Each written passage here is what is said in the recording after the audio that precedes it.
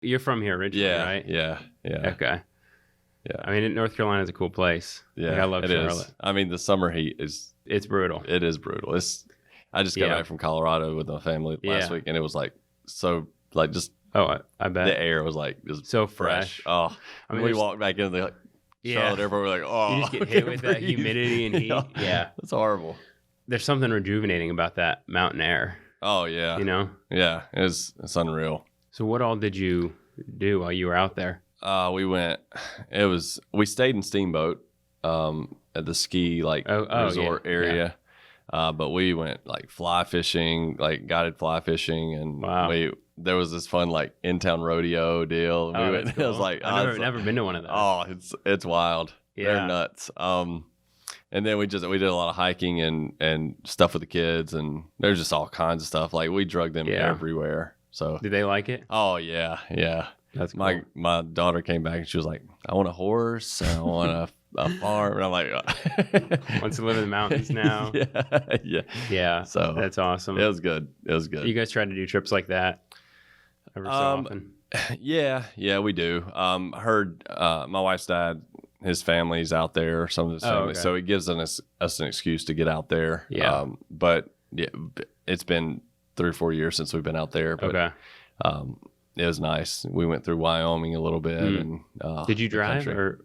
We flew and then we rented cars and drove all over the place. So we landed in Denver, and then it's like a 3-hour-ish like commute out. So that's not too bad.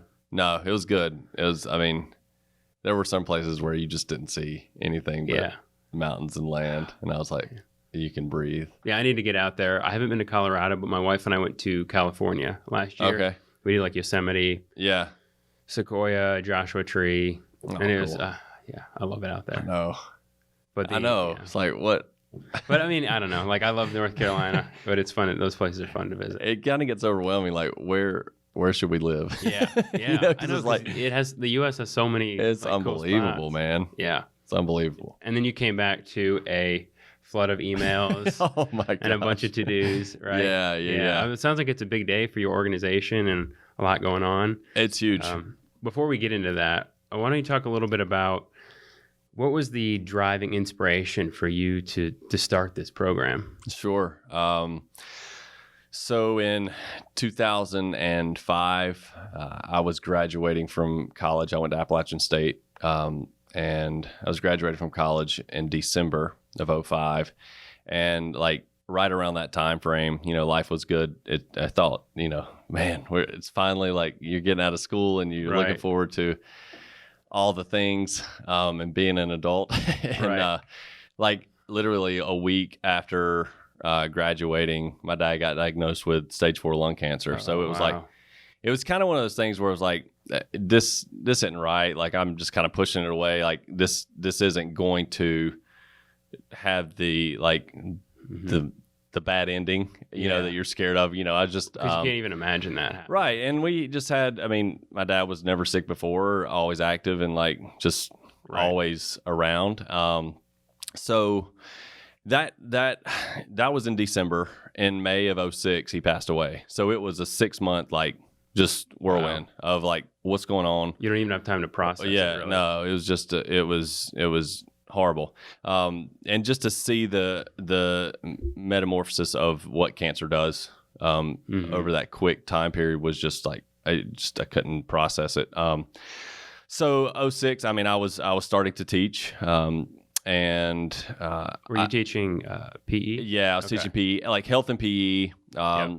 Started in a middle school, and then when my dad was getting near the end of his days, like in May, like I just switched. I changed schools so I could be closer to my mom, and I started teaching at an alternative high school for a year.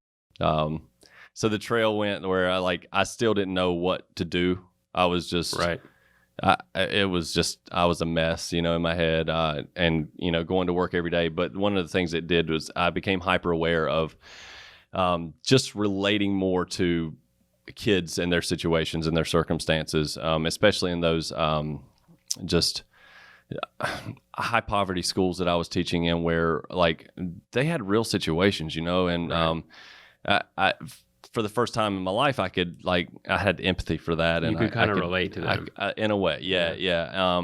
And that opened up relationships that I never would have had before, with those kids.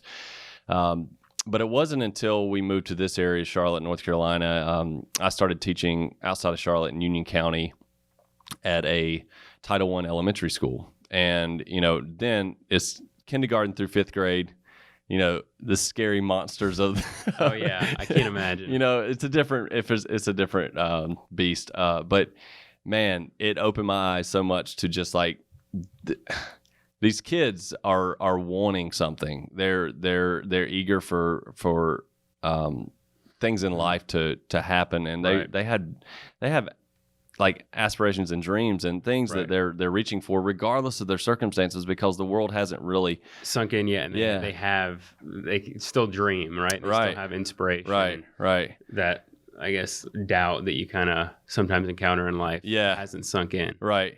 And like, so I noticed through the activities and the games that I was playing with these kids, regardless of their skill set or, ability level, if I could get them having fun, I could build their confidence, and it would open up conversation and relationships where they would enjoy their time, build a relationship, and things would come out of that that could just evolve over time. And I got to know the kids a lot better. But it wasn't until I started doing a dream wall in my class. Every kid in the school put on a Post-it note like what their dream was first day of school. No, that wasn't like through the school. You just decided to. I decided to do it. It was a monster wall. That's so cool. And what I wanted to do was help them relate their daily actions, their moods, and all these things to when they walked into my class, they could see who they wanted to become. So it would allow them to focus on what they had to do that day to reach to that. Yeah, and they could. Well, you hear that the more that you see your goal or your dream and like refer back to it, the more likely you are to succeed. Right. Because it's just it's repetition, it's vision, and that vision kind of stays in your mind. Right. So everything you do, you're thinking, this is what I'm working for. Exactly. And it was like, I wanted that extrinsic like motivation of the teachers telling them, you got to do this, your parents telling you got to do this, to turn intrinsic, where they're like, I want to be that. Right. I want to do that. So let me figure out how to get there. Yeah. That's what's going to really last is when the motivation and inspiration comes from them, not from externally. Yeah. Because I feel like those things can wear off over time. Right. But if it's like deep in you, like this is what I want. Yeah. This is my true passion. Like that's going to last. Right. Exactly. And I thought, man, like I watched them. I mean, it was amazing. Because I think as adults, things shift a little bit, especially even middle school, high school, or whatever. But I watched them like not hesitate to start writing down who they wanted to become. And it just clicked. I was like, they're seeing opportunity before obstacles. As we get older, we start seeing obstacles before opportunity. And we're scared. We're fearful. We see those obstacles. We see failure. We see all these things that are scary and the challenges of life. And they didn't see any of that. And it was powerful to me. Like I remember like near the end of that school year, I was standing in front of a first grade class and I choked up in front of the first graders and I said, guys, I want to thank you. Like you probably won't understand anything I'm telling you right now, but I want to thank you. And you helped me recognize that I have to be a dream chaser too. Wow. And like, so you were teaching them in the formal sense, but you were getting a lot. I was getting way more than they were getting, probably. Yeah. Like it was a powerful moment for me. And so, that was my last year of teaching. I mean, I had started running Xcel to Fitness before that jumping point, but the way I formed it was around these two concepts of this activity-based program where you can build confidence regardless of skill level, regardless of ability level, in a team-based environment, making it fun and enjoyable. But then through that, you're using that platform to integrate the conversations and build on relating it to the character development of reaching for your passion, build the right team around you in life, and have grit to overcome your obstacles. Yeah. And I feel like fitness and physical activity is such a good way to kind of develop those characteristics. Yeah. I mean, like when you're doing an activity, it's a physical object that you're overcoming. Right. Right. And you may have a actual fear of hurting yourself or whatnot, but when you're still developing that mental character, right? Those mental attributes of when I get to something in real life, I'm going to pursue my passions, overcome these obstacles, develop a team around me. It creates such a beautiful metaphor. It does, yeah. And if they can have fun and find that enjoyment in doing that, and camouflage that with like actual application, it's powerful. You give them like a talk, right? You talk through these different attributes. Absolutely. Yeah. And are they pretty receptive to that? Absolutely. Yeah. It's kind of crazy. Once you start relating the activities done with the conversations, it's pretty powerful to see how they open up and start discussing that. And it's, we function, I've written a curriculum, a scripted curriculum. So it's very, very like straightforward in how you do this and what you do, so that a school can run it. But it's pretty cool to see. Like, I just noticed in my class, like, and everywhere around me before I started this, like, wait a second, this created the bridge for me to build a relationship and encourage this kid to recognize their potential and their greatness, regardless of their circumstances. And it was just a cool bridge. No, that's amazing. And I think kids need that. I mean, adults need to hear it as well, right? Like, I feel like that's where a lot of people struggle, is they kind of lose focus on, what they really want or what they're truly passionate about. And right. Yeah. It's there's a lot of components to it. I mean, one thing, we're not saying that they're going to reach all the dreams that they set out to do. I think that's a misleading, concept. But what we are teaching them is that if you can develop the practices that teach you to reach, that teach you that intentionality on a day-to-day basis of, I'm going to fail, but I'm going to keep going, and you're going to get to the better you. And just teaching them to reach. So that learning that is powerful, because whatever dreams come and go, you still know how to reach. You mentioned like fear of failure. I think that's probably one of the biggest things that stops people from pursuing whatever that goal is. Yeah. And so fitness, I think, is a great way or sports, that's a great way to practice that. Like, look, you're going to fail. It's just going to happen. Right. I mean, everybody fails at something. So, but kind of getting in the habit and seeing that failure as an opportunity. Yeah.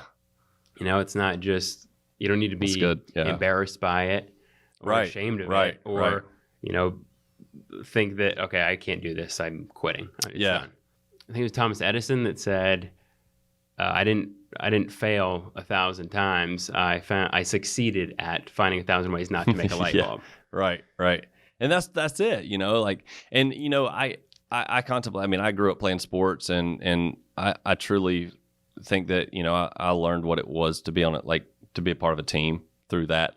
But in this model, I didn't want to limit the reach and the impact, and I didn't want to create a sports oriented program. I wanted to create something that was functional, fitness minded, or the activities that will allow any path in any direction for a kid to just build confidence, speed and agility, balance, strength, cardio, like things that they can apply to whatever they're doing. Really, anybody can learn those things. Right. Anybody. And it's just like a confidence building platform to do that. And that way it's amazing to see, a kid that, is a travel athlete and a kid that's timid at recess come together in this format where they start learning the power of encouraging one another and building up one another and leaning on one another, and like every different background of kid coming together and saying, you know what, we are a team. That's awesome. We are. Do you see that happen naturally?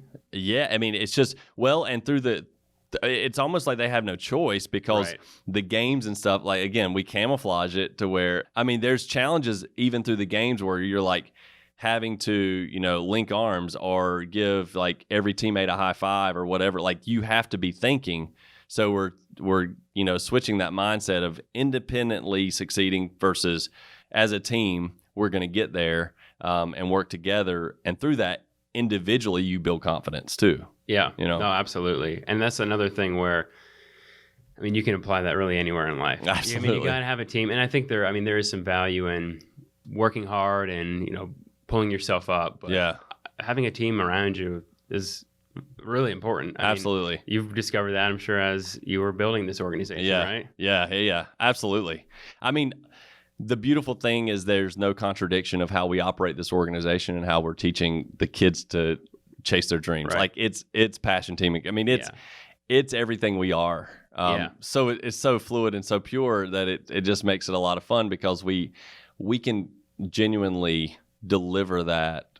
Because it has been a fight to get I bet through this journey so far. And there's been a lot of sacrifice, and there's been a lot of fear, obstacles, and failure. Yeah. And you've lived it. Like you're living the perfect example of what you're teaching them. It's been crazy, but I can, that gives me the freedom to, when I'm talking to a group of kids or, a whole audience full of parents and kids, I can freely deliver this like with passion. And that's something that I will not contradict. Like, be real and remember where you came from and do it. So that's kind of where you've gotten over. It's been 8 years, right? It's been 8 years now. Yep. Okay. Yep. And how many schools are you guys in? So let me back up a hair. Like we started here outside of Charlotte, and now we're in 10 different chapters in 8 states across the country. Wow. And we're launching in Southwest Oregon this fall, as one of our remote locations again. So like it's spreading, and it's been very organic, but it's cool to see the impact that's happening. And this season we'll surpass. It looks like we're surpassing the 100 school mark as far as like in one season we'll be in over 100 schools operating at one time. And so that's cool. Awesome. We're surpassing 8,000 kids impacted through the program. So we're closing in on 10,000. That's incredible. It's fun, and it's limiting in a way just because like each school can only have a 20 participant team. Mm-hmm. They can have multiple teams, but so we're reaching a lot of kids in a lot of different schools. But if we could open it up to the whole school, it would be a lot different. No, I know. You're just kind of limited by, like with any nonprofit, limited by resources. But I think that's so cool. Like 8,000 kids. And if you think about it, you impact that one person or you change their life. I mean, they're going to influence the people around them. Yeah. Their friends, when they get older, their kids, and, hopefully these are values that they teach their kids. So, I mean, it's just kind of exponential, right? Teaching people to actually like pursue their passion and their purpose. Yeah. I mean, a lot of things have evolved and come together over the last few years, obviously. One of the biggest things that has happened is when we developed the code. And the code is what every participant learns while they're in the program, and they huddle at the end of every session and say this code. And it kind of brings it all together. And it kind of allowed us to get to a jumping point to the next season of our organization. But it says, it's not easy to chase a dream. Fear, obstacles, and failure are all real. But so are my passion, my team, and my grit. And my passion is greater. My team is greater. My grit is greater. I'm a dream chaser. I chase greatness. Oh, that's beautiful. So we're really comparing the challenges and your opportunity and saying, you know what? Your passion is greater than your fear. It can be greater. Recognize that. Your team that's around you can be greater and help you through the obstacles in life, and your grit can overcome your failures. Like, get back up, keep fighting, keep reaching, keep going. Right. So it's a beautiful connection between the two worlds. That's perfect, because if you have fear, and I think anybody pursuing a passion or a goal, there's fear. Yeah. But you know about this. I'm sure you had a lot of fear starting. Yeah. Oh yeah. Every day. Yeah. And still, you always have. There's always a new challenge, a new obstacle. But yeah, that passion, team, grit, I think is such a perfect complement to the things that you face. Yeah. Yeah. That's awesome. It's kind of crazy. So where does it go from here? What's next? Today's a big day. So we've been working on it for a little while, but recognizing the message that we deliver to kids, we recognize, and I recognize, that our name didn't match up to our message that the world was seeing, that our audience was seeing, that I want the nation to see. And so from this point on, today, moving forward, our organization is going to be known as Dream Chasers. That's awesome. That's exciting. Dream Chasers. Yeah. It's exciting. And that really goes along with your message. Absolutely. Right? I mean, and a lot of people like the name Xcel to Fitness. A lot of people they think it's catchy and, all that. But I just quickly explained to them that like everything that we do, everything that we are has to resonate what we're about and what we believe in and our mission and our heart. And we want someone to instantly see what we are and who we are. And, it's going to allow for a lot of more opportunities too, like that we weren't really positioned for before. So I'm excited for that stuff. I'm excited for the expansion of programming options. We will be, all right. So going back to why I started it to bridge this gap, I was a young man dealing with the pain of losing my father. Didn't know how to handle that, and I could relate to young men and young boys in a way that I could feel like I could kind of get that message across of, right. You're going to have obstacles in your life like this. Yeah. With Dream Chasers Switch, we are going to be also offering girl programming as well. So girl Dream Chaser teams. That's pretty cool. So over the next year, our organization and all of our chapters will be transitioning over to operating and offering these programs across the nation for boy teams and girl teams. Will it be a similar activities and? Yes. Yeah. It'll be functional fitness, like, activity stuff, and, the character development around passion, team, and grit. This relates to everyone. That's the thing. There's no, I got to a point, I've been thinking about this for like 2 years. Like, what do we do? How do we do it? There's a heart for this transition. And I just wasn't sure, but passion, team, and grit, and being a dream chaser, there are no boundaries. There are no divisions and dividing lines. Right. And I'm not going to lead an organization or lead my life in a way where there's contradiction on some of those things. And I don't believe that there's limitation for anyone to reach for their greatness. Right. We all have a unique path and a unique talent and gifts to reach for our greatness. And I'm not going to kind of portray our message as one-sided. It wasn't intended at the beginning to do that. That's where my pain was and my passion was, and I didn't. That's where I needed to serve. But like as it's grown, and ironically, I have two girls, two young girls, 7 and a 3-year-old, and they've also opened my eyes to the desire to learn more about what it become like. How do you become a dream chaser? What it's like to be a dream chaser? They want to be involved and they want to be a dream chaser. And I'm like, you know what?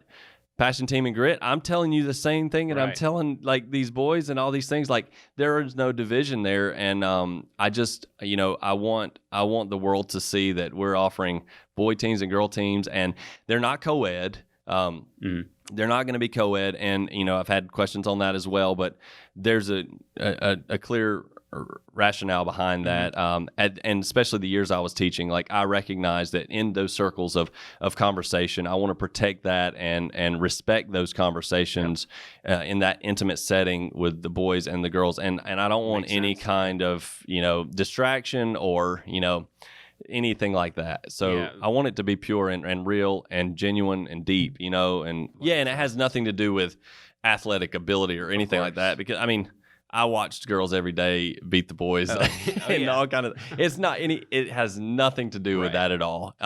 It's just respecting the circles and the conversation. Yeah, that's so exciting. The other thing that this change is going to create, like this program, it's a 6-week program. It functions 2 days a week after school in any elementary school, public, private, charter, whatever, across the country.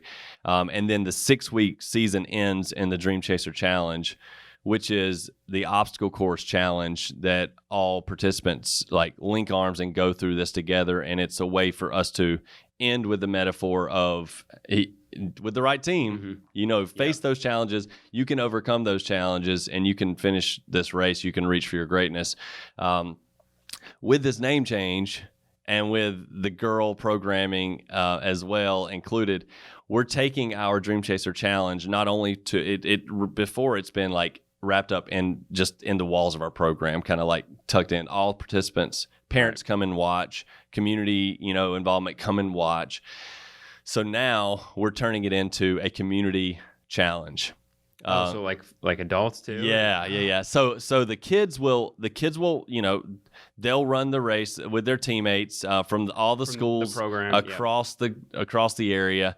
And there's also ways for businesses and school staff and parents to form teams and run this challenge as well. War paint, band, Dream Chaser headbands, like all these things. They're going to be running with a flag that says we are Dream Chasers, and they have to link arms and get through these things together. But it's not only a team building opportunity for businesses and staff at school and all these things, but like it's just a way to bring community and families together, and it's a way for us to deliver this Dream Chaser message to everyone and saying, it doesn't end. Right. You got to keep reaching. Yeah, exactly. Even when you graduate middle school and high school, right? That's something, like you said, that like adults struggle with. Everybody can benefit from this message. So that's so cool. I love doing those kind of races. So. It's not, and here's the thing, like, the Tough Mudders and the Spartans and all this stuff, like those are amazing.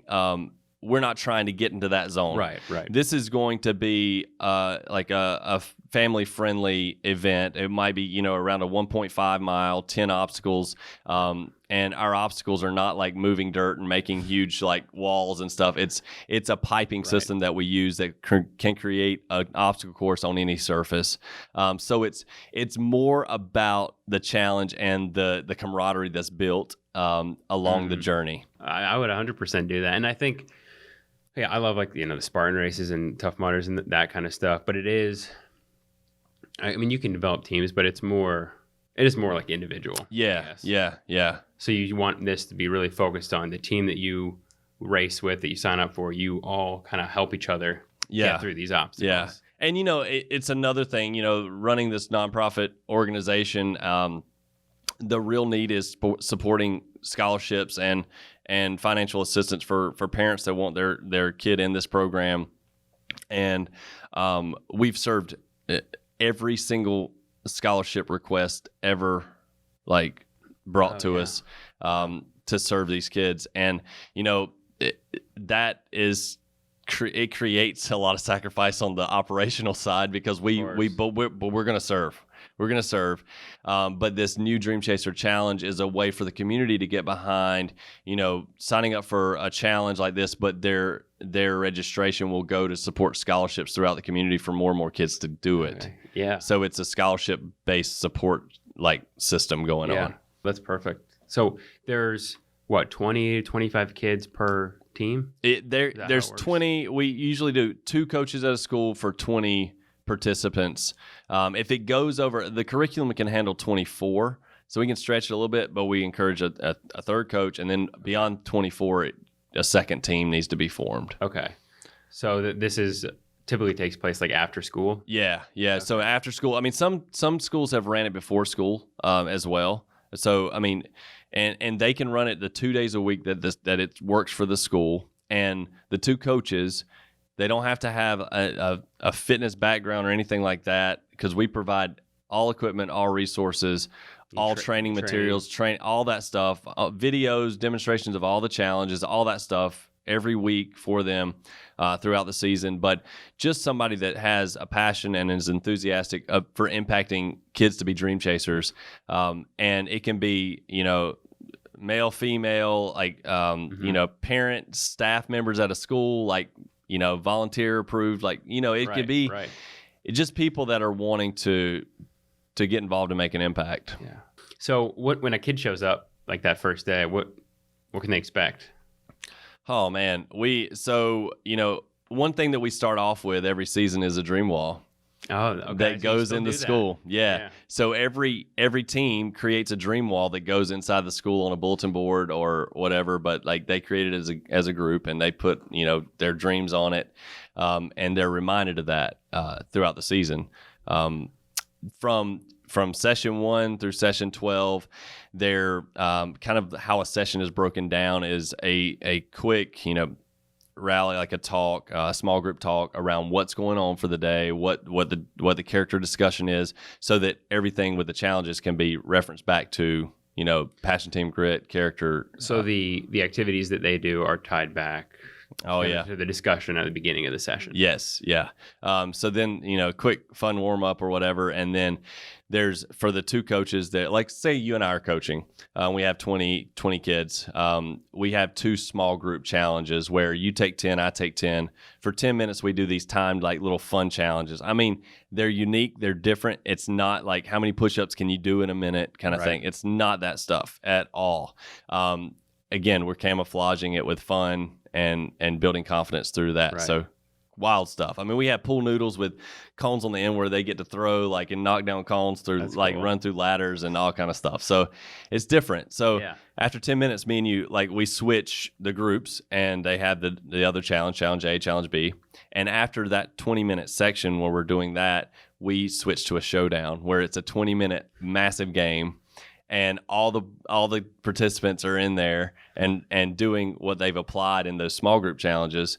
And then we circle back around with character discussion at the end, the code and everything. Mm-hmm. And then that way they're leaving, and they get an inspirational card, a quote at the end of every session, so that as they're riding home with their mom or dad or guardian, they can say, this is something that is going to stick with me today. I'm going to put this on my bathroom mirror or on my wall in my bedroom, and I'm going to remember that this is what I need to do. Yeah. So it's just quick inspirational quotes and stuff. So have you seen, I don't know how much, you keep in touch with the kids or see them, but, like, have you seen how this has impacted them, like, beyond those 6 weeks?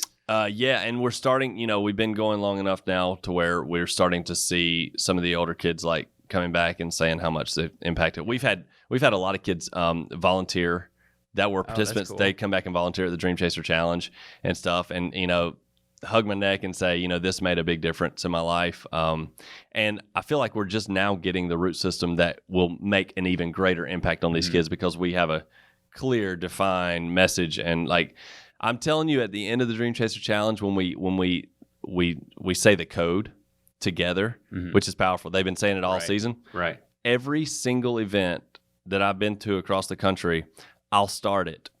They finish it. They take over. It's yelling. I mean, it's rumbling. They take and it's like, over it, huh? Yeah. I mean, all I have to say is it's not easy to chase a dream, and it's like, I just hold the mic down. And they know it, and I think it's ingrained. But, like, if they could just remember that code, that's going to get them through some stuff, and that's the goal. Like, and be beyond just whatever they do, whether it be a sport or absolutely academics. I mean, really anything. Absolutely, it's pretty cool. But they know it, and the first event when I was like, all right, guys, I don't know if you know this. You've been saying it a little bit during the season. I don't know. Like, I'll say it with you. If you know any of the words, I just stepped back, teared up. Oh, I bet. And, like, let them yell. Like, you seeing, like, all these kids, they've just owned what they're owning it the past 6 weeks. Yeah, and that's it. Like, it's the extrinsic is turned, and they're starting. Some things are starting to click, and it's intrinsic now. And I just hope that they carry that. But I have started seeing some of these kids circle back around and just keep in touch and contact us. But it's going to be cool in the next couple of years to really see the real impact as we're growing. Oh, I'm sure. Yeah, I'm sure you'll have kids come back to you years later. I hope, man. What my desire is to run alongside of the message that schools are sending. Yep. And I want these kids to recognize that, hey, wait a second. Every step matters that I take. Like, when I'm in school or out of school, it's who I am and the reflection of who I am. So I need to be respecting my teachers, like building up people and around me, my teammates, my classmates, my friends, my peers, whatever, respecting my parents or guardians. Like, those things matter. I want them to connect. Here's my thing, like, that I tell these kids, like, you don't know how hard to reach until you know what you're reaching for, right? Like, if I don't have a dream, then I'm kind of just, like, going day to day and I'm just doing. Yeah. But if I know what I'm reaching for, then I start recognizing that everything along the journey of this reach is connected. So it does matter how hard I work. It does matter how I respect others. Absolutely. It does matter that I make everything around me better, because it's a reflection of who I am and who I want to be. And if I'm reaching for something, I got to be intentional. Yeah. Like, I can't just wake up one day and expect to be there. It's just not going to happen. Right. Right. So these tentacles that I want them to be aware of, and I think you don't know you don't see what you're not looking for, right? So like, if you start reaching, I want them to start being aware of that daily action, and that daily reach, and I think that's what's beginning to happen in these kids. Where I've had tons of testimonials now. Parents will send me testimonials where even down to like a mom sent me a testimonial last season that said, my son never valued school. He never valued working hard. He didn't know why that was important. And after he went through the program, it was the first semester ever that he made honor roll. And he said to his mom, "It's because I'm reaching for something now." That's amazing. I have a dream. I realized that it connects. he said it's... And he saw the connection, not just, hey, maybe this will help me in, whatever sport or outside of game. He connected it to what was important to him. Yeah. So it doesn't just start on the field after school. It starts when you put your foot to the ground in the morning. Like, what are you doing every day to be the best you can be? And we're and again, in our motto, in our code, like failure, we fail. We all fail. We all mess up. We're not going to be perfect every step of the way. Believe me, I'm the prime example of that. But it's the action, it's the effort, it's the mindset, and if you can start just doing that, just taking just little step every day. Yeah, I think sometimes when you see a goal or a dream, it can be overwhelming. It's like, I have so far to go. Yeah, if you can break it down into smaller steps, okay, every day, I just need to do this. One step closer. Yeah. I lived, in third and fourth grade, I didn't make good grades. I remember my dad saying, "I can't go to school and make those grades for you. So do it." Figure out, work hard, but no one can do it for you. Like, your teachers can encourage you. People can encourage you. So my mom and dad were saying these things, and it by fifth or sixth grade, it started to click. But even that, I was waiting at that young age for someone to do it for me. Right. When it clicked. Mm-hmm. And I want these kids, I want it to click. Click now. Yeah, I feel like that probably doesn't click for a lot of people till later in life. Yeah. I think people go through an event, kind of like you did, or sometimes you hit rock bottom and that's when you kind of realize, this is what I need to do. But if you can make that happen and show this early on, you can change the whole course of their life. Absolutely. That's what I'm hoping. Yeah. For sure. What kind of dreams are they writing on these little pieces of paper?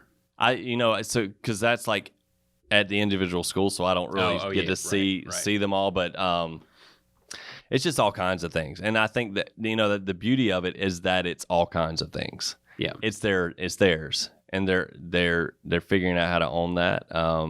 And so it's across the board, man. It's so cool. That's good. I'm sure it's athletics, academics, wise. Yeah.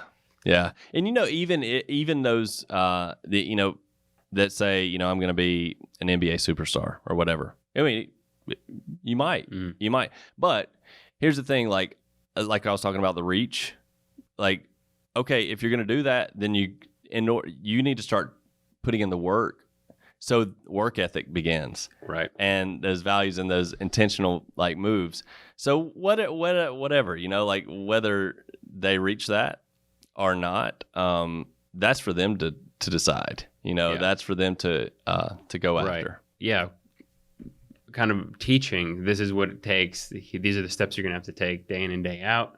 Right. And whether or not they're willing to do those things is up to them. Yeah, because I wasn't growing up saying, "Hey, I'm going to start a nonprofit," but circumstances led me to a path where I wanted to turn my pain into passion, for purpose. And but there was everybody along the way. I wanted to be a big league pitcher. Right.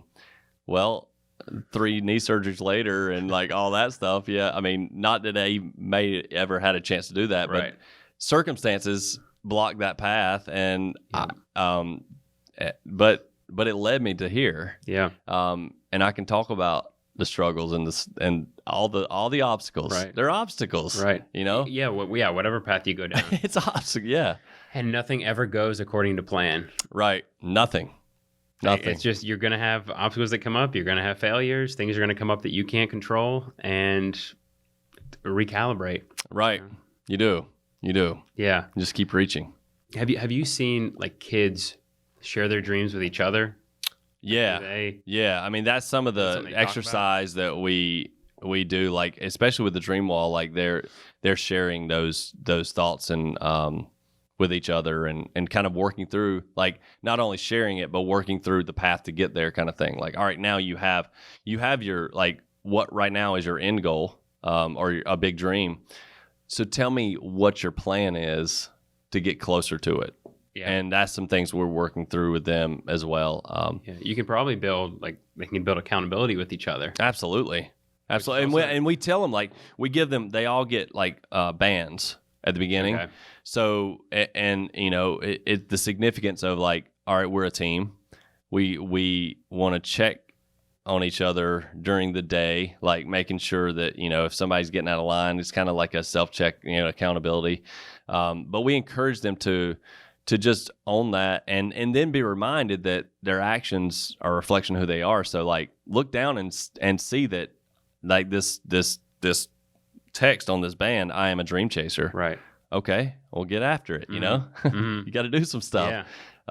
So there's accountability building into that as well. Yeah. I mean, there's going to be ups and downs with everything, and I think that's where teamwork comes in is, you know, when you're down, okay, team comes around, lifts that person up, and vice versa. Like, maybe some days I'm going to feel great and be motivated, but, you know, my teammate's going to be down. Yeah. So I need to lift him up like he did for me when I was down. Yeah. So, yeah. That's good. No, I mean, it's never too early to, like, learn those types of things. Yeah. And the activities that you're doing, the functional fitness, I think, is the perfect way to do it. That's cool. Yeah, it's fun. It's working. Yeah, no, it sounds like it. I mean, I'm impressed with how fast you guys have expanded over the past 8 years and how many schools you're in. Yeah, it's you know, from the day to day, it doesn't feel like the grind. I'm sure. But it's cool. Like, I even the culture of our organization and the leaders, we implement a thing. Just we celebrate. We have to celebrate. We have to celebrate our progress and reflect, because it's a posture of gratitude, right? Right. So recognize that, and so every once in a while we'll step back as a, you know, once a month, twice a month, whatever, like, or, you know, every quarter, and say, where did we come from? You know, what progress have we made over the last 3 months or 6 months or 1 year? And let's celebrate that. Mm-hmm. Let's celebrate the small things. Yeah. You should. Yeah. You don't overlook that. You can't overlook it, because you won't appreciate how you got there. Yeah. You know? Well, and I mean, when you accomplish a big thing, it's typically an accumulation of a bunch of small things. Yeah. So, yeah, celebrating those, I think, is important. Where do you see it, like, 10 years from now? Holy cow. Like, what is your hope for and vision for this? Yeah. In 10 years, I would like to be in every state across America. That's a lofty goal, but we're dream chasers, right? Yeah. But we're on a good path and setting the groundwork for that. I would like to also expand into, you know, middle school and potentially high school, or collaborate with impacting high school students around, like, a Dream Chaser Academy or some kind of leadership opportunity where it's a full circle back around to serving the elementary kids and the teams and just service opportunities. But just, like, I want to build that out more.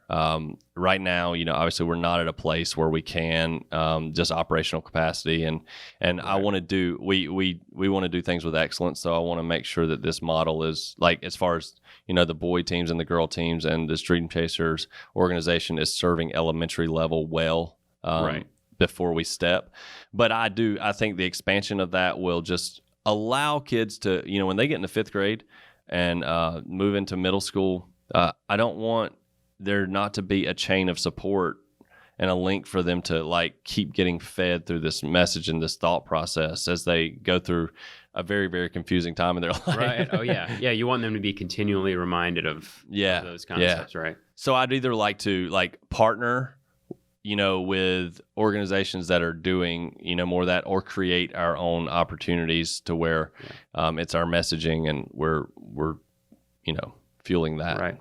So what are some of the biggest obstacles as an organization you guys are facing? I'm assuming similar to all nonprofits. It's fun. I mean, it comes down to volunteerism and like fundraising, right? Yeah. You hit it.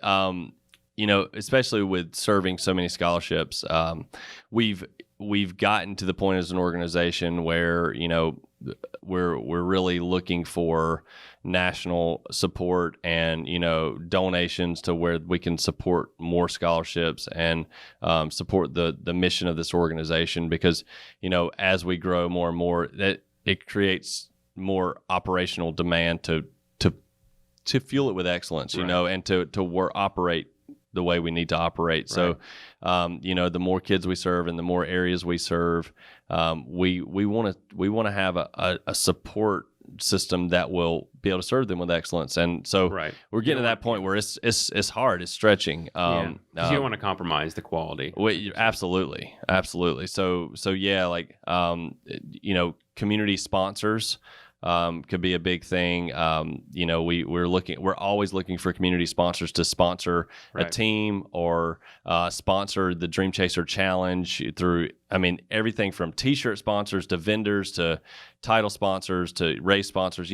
There's a lot of opportunity to have community involvement through that will support a lot of the scholarships. So on a chapter level, that's a big need. And obviously volunteers, with helping at schools and coaching or volunteering for the Dream Chaser Challenge ending event so that we can have enough to fuel that event. On a national level, I really think now's the time, as we switch over to Dream Chasers, that someone's about to come on in a big way, and I'm really looking for companies that align and really have a heart for empowering Dream Chasers and what we do.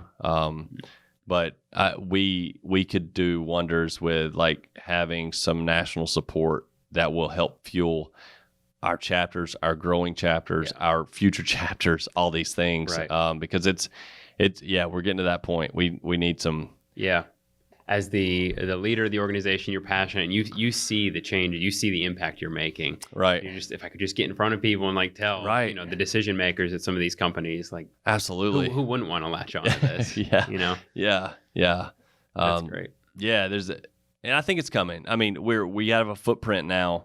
Like you said, I need to get in front of them. I need to talk to them. Right. And hopefully we can have some support, some larger support coming down the pipeline to where, hey, let's look at launching 5 new chapters next season or 10 new chapters next season. Let's get across the nation real fast, and let's do it right, and just rally a bunch of community-minded people and leaders that are running these organizations to say, you know what, like these are going to be our future workers, our employees. Like, we want Dream Chasers as employees of our organization and our company. This organization is doing that and fueling that.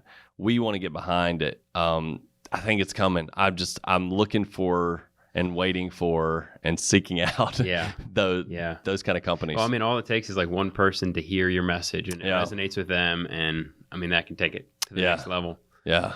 What does the coaching commitment look like?